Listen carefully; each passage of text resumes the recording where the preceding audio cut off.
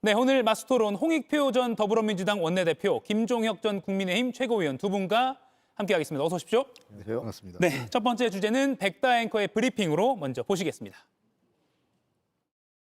배우 차은우라고 합니다. 제가 진행자로서 이 자리에 서게 될 거라고는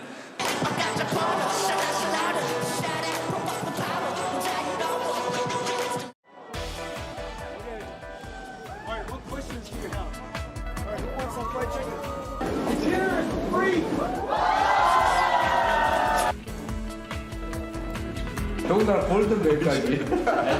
저도 그 자리에 있었어야 돼요. Next time.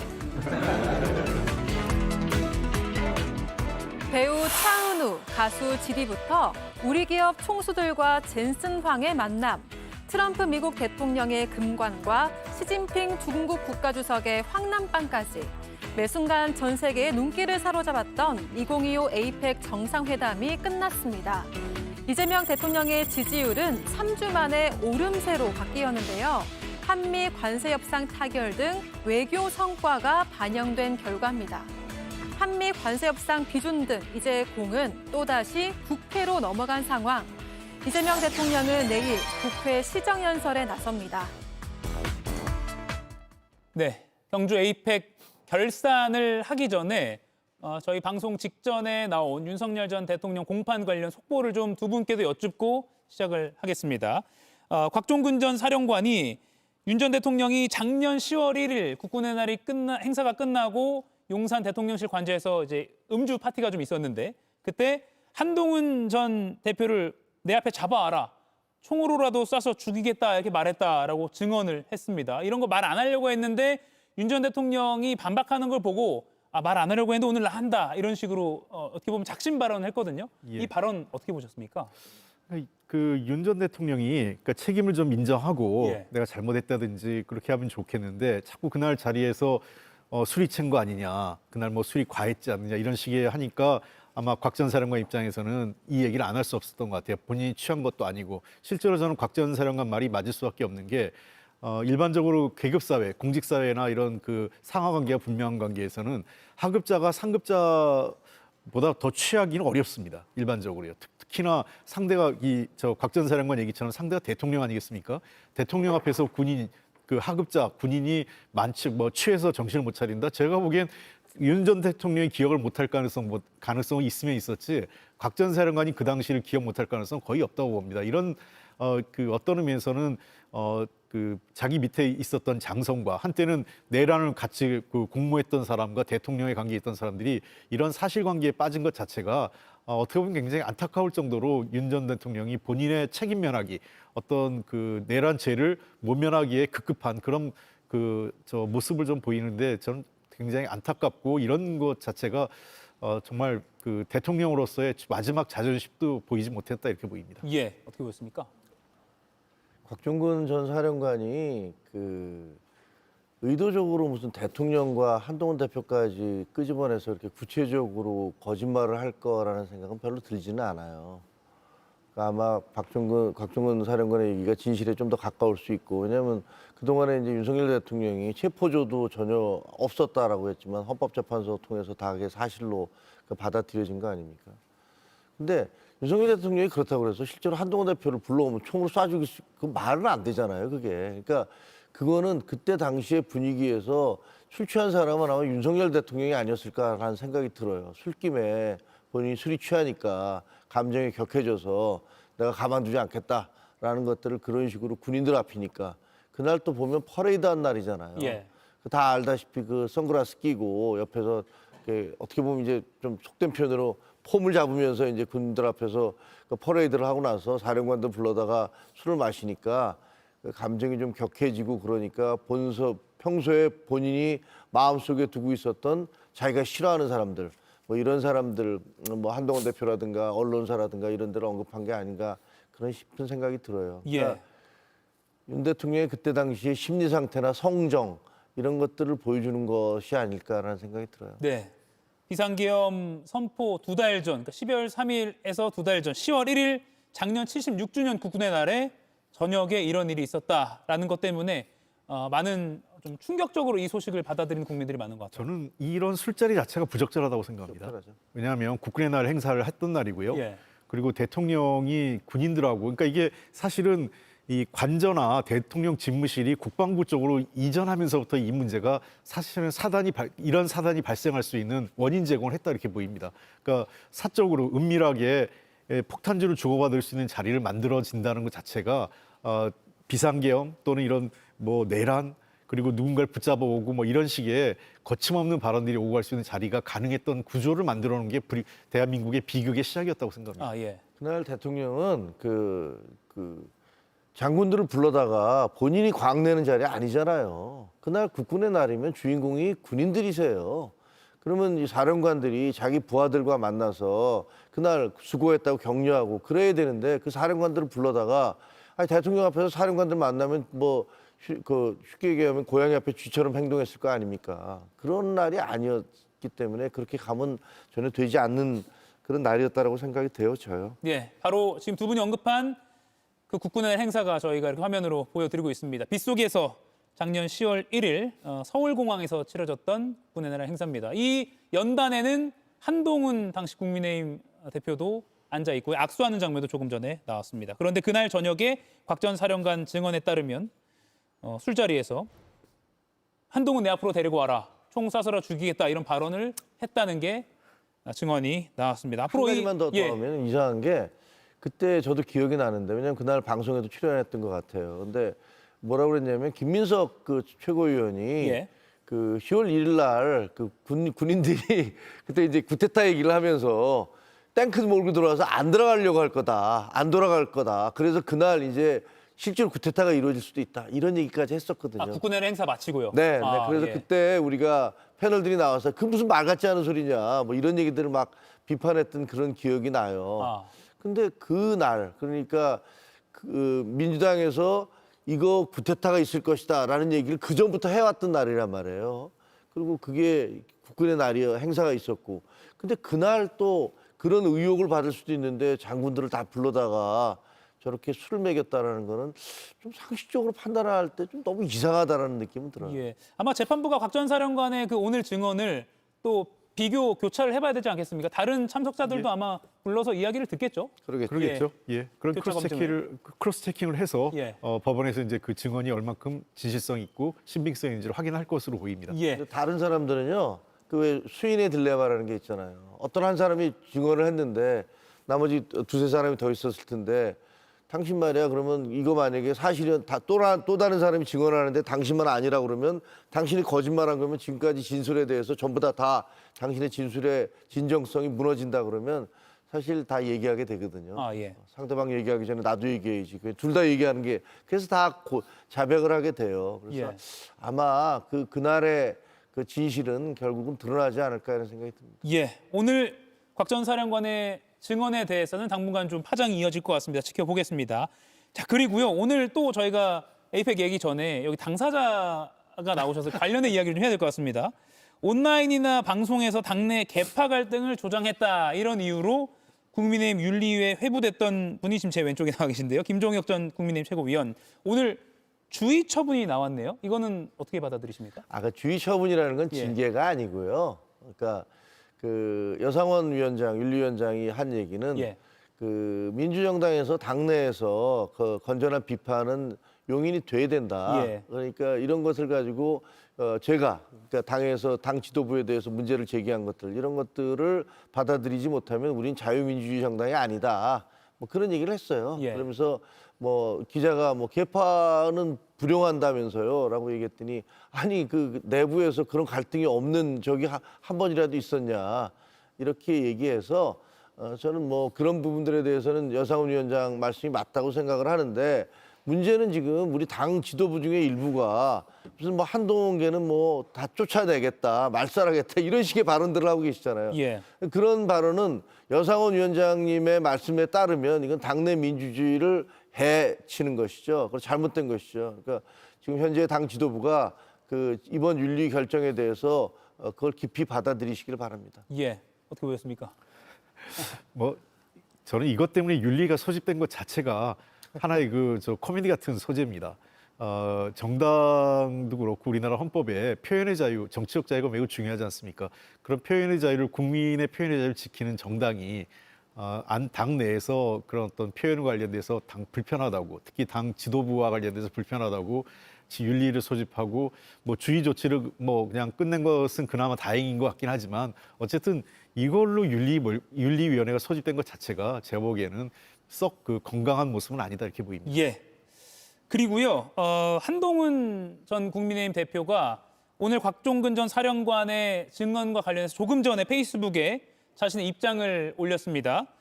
작년 10월 1일 무렵은 제가 여당 대표로서 당과 정부의 성공을 위해 윤석열 대통령에게 의료 사태 해결, 김건희 여사 비선에 대한 단속, 김 여사에 대한 민심을 반영한 특별 감찰관 임명을 비공개로 요청하고 있을 때였습니다. 참담하고 비통합니다. 이렇게 짧은 입장을 올렸습니다. 작년 국군의 날에 윤 전 대통령이 술자리에서 곽종근 전 사령관 등에게 한동훈 잡아와라, 총으로 쏴서라도 죽이겠다라고 발언한 것에 대해서 당사자인 한동훈 전 대표가 이렇게 반응을 올렸습니다. 그러니까 당시에 윤 전 대통령 측 입장에서는 뭐 서운할 법한 그런 행동을 한동훈 전 대표는 하고 있었다라는 걸 지금 한 전 대표가 확인을 한 셈이네요. 특감반을 임명해야 된다 등등. 그게 그때 당시에 저희가 이제 독대를 많이 요청했었잖아요. 이거 이대로 가면 안 됩니다. 그리고 의정 갈등도 이대로 가면 이거 정권에 너무 큰 부담이 된다라고.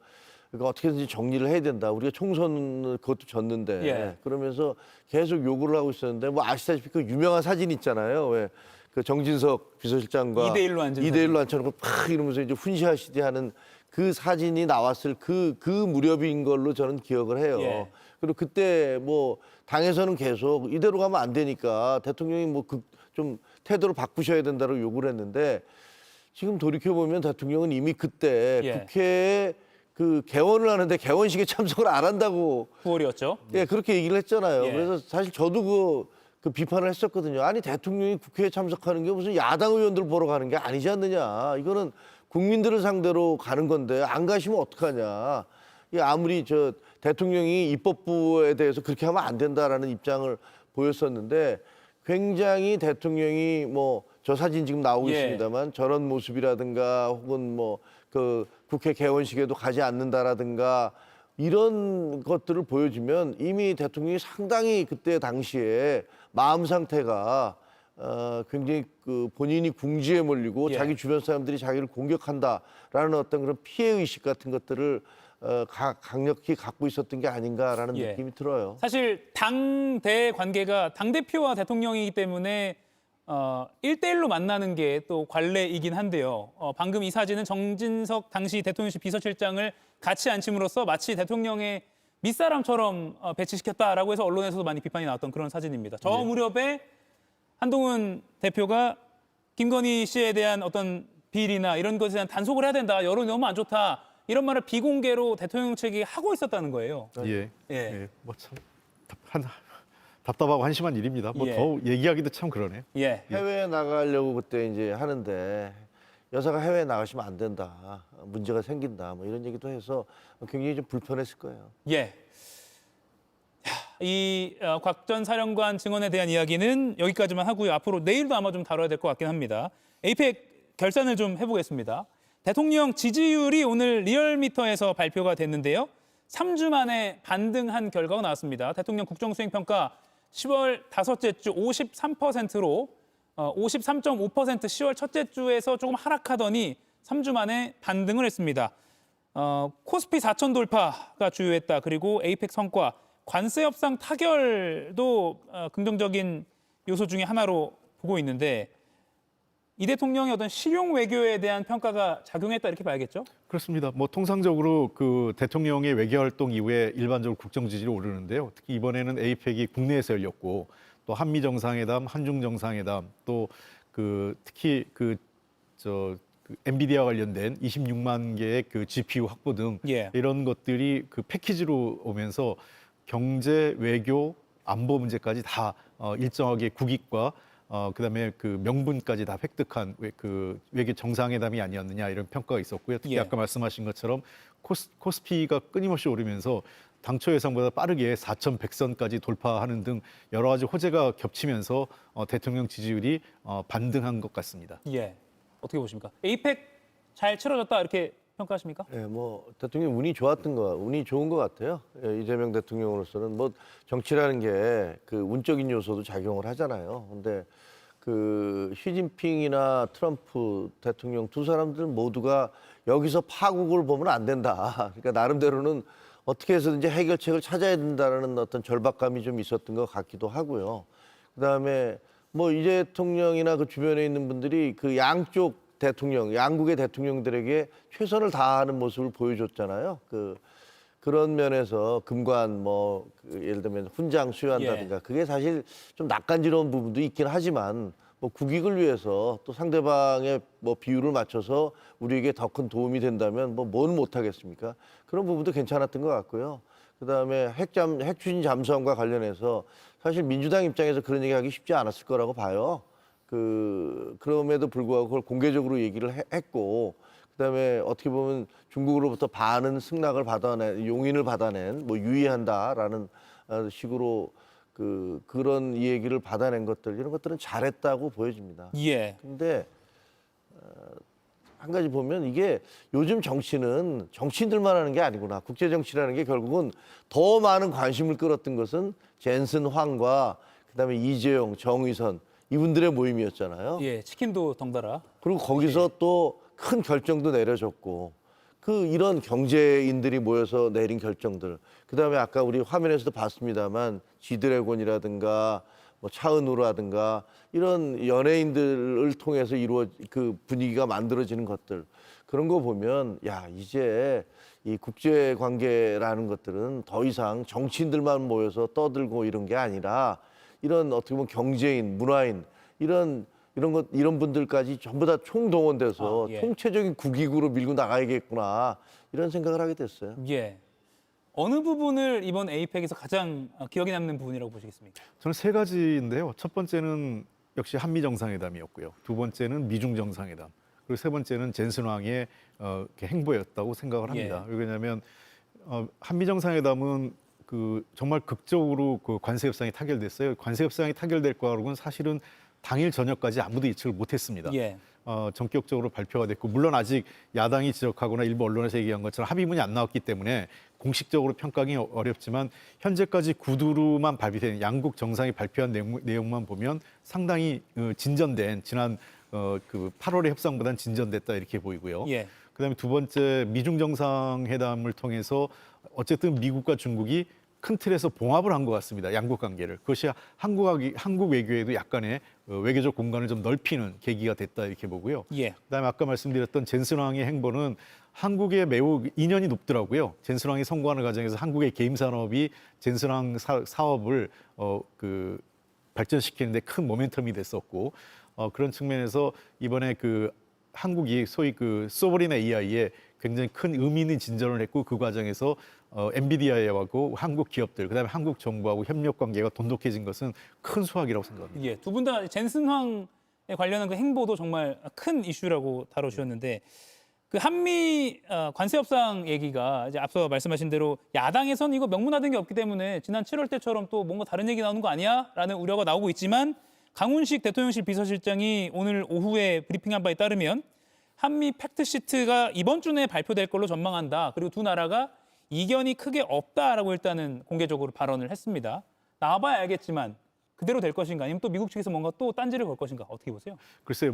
늘 외교적 협상은 최종적으로 사인할 때까지는 아직은 끝난 게 아닙니다. 예. 그러니까 우리가 흔히 야구는 9회 말 투아웃까지 끝난 게 아니다는 측면에서 어떻게 될지 모르겠지만 저는 약간의 변화는 있을 수 있겠습니다만 양국 정상이 발표한 예를 들면 2천억 불에 대한 지급 방식이라든지 1,500불의 마스가 협상 프로젝트 등등 큰 틀에서의 중요한 언급한 문제에 대해서는 변화가 없을 것으로 생각을 합니다. 예. 반도체, 농산물 관련해서는 미국 장관이 소셜미디어에 올린 것 등 보면 우리나라랑 말이 달리긴 했거든요. 그렇죠. 그러니까 그거는 이제 최종적으로 결정이 나와봐야지 아는 거예요. 그래서 너무 섣부르게 뭐 성공이다 실패다 이렇게 뭐 자화자찬을 하거나 또 너무 공격적으로 바라보는 건 둘 다 옳지 않은 태도라고 생각을 합니다. 예, 알겠습니다. 저희가 민주당 재판중지법 이야기를 좀 하려고 했는데 어차피 지금 남은 시간이 많지 않기 때문에 이거 하나만 더 보겠습니다. 앞서 정당 지지도도 저희 함께 보여드릴게요. 앞서 대통령 국정수행평가만 보여드렸는데 정당 지지도를 보면요. 민주당이 소폭 올랐습니다. 45.4%. 그런데 국민의힘도 소폭 올랐어요. 37.9%. 물론 오른 폭은 민주당이 전주에 비해서는 조금 더 크지만요. 덩달아 오른 상황은 이거 어떻게 봐야 될까요? 저것은 이렇게 보면 될 것 같습니다. 국민의힘이 변화는 그냥 그 횡보했다고 보면 될 것 같아요. 이게 한 0.56%이기 때문에 저는 그냥 예를 들면 기술적으로 여론조사상 여론조사 그냥 움직임인 거고요. 예. 다만 민주당의 변화는 그 하락하는 것들이 반등했다는 측면에서 의미가 있을 거예요. 올라갔다는 몇 퍼센트 올랐다는 게 아니라 중요한 게 아니라 계속 하락됐지 않습니까? 예. 2주 연속 그것이 반등해서 반등했다는 측면에서 의미가 있는 것은 어쨌든 이번 주에 에이펙 때문에 정쟁이 좀 줄어들고 전반적으로 대통령의 지지율이 상승하면서 민주당이 에이펙과 대통령 지지율 상승에 반사 효과를 얻으면서 예. 반등한 것 아니냐 이렇게 보입니다. 예. 뭐 솔직히 국민의힘에서 특별히 내세울 만한 건 없었잖아요. 근데 민주당은 그 대통령실은 되게 민주당이 좀 야속할 것 같아요. 그럼 제가 보기에는 저거보다 더 올라갔어야 되는데 예. 그 민주당은 그동안 뭐 재판중지법도 그렇지만 뭐 그 이전에 있었던 최민희 그 파동이라든가 이런 것들 때문에 그 국민들이 그렇게 그 지지를 할 수 있는 입장이 아닌 것 같아요. 그래서 글쎄 지금 현재처럼만 이렇게 계속 몰고 가면 대통령 지지율을 깎아먹는 역할을 하지 않을까 그런 생각이 드네요. 예, 국감이 끝났기 때문에 뭐 최민희 과방위원장 관련한 이슈나 이런 게 민주당이 정리가 될지 한번 또 지켜보겠습니다. 속보 때문에 준비 없던 토론을 많이 하게 됐네요. 두 분과의 토론 다음 주에 뵙겠습니다. 고맙습니다. 감사합니다. 이가혁 라이브를 시청해 주셔서 고맙습니다. 이가혁 라이브는 평일 오후 5시 TV와 유튜브로 실시간으로도 함께 하실 수 있습니다.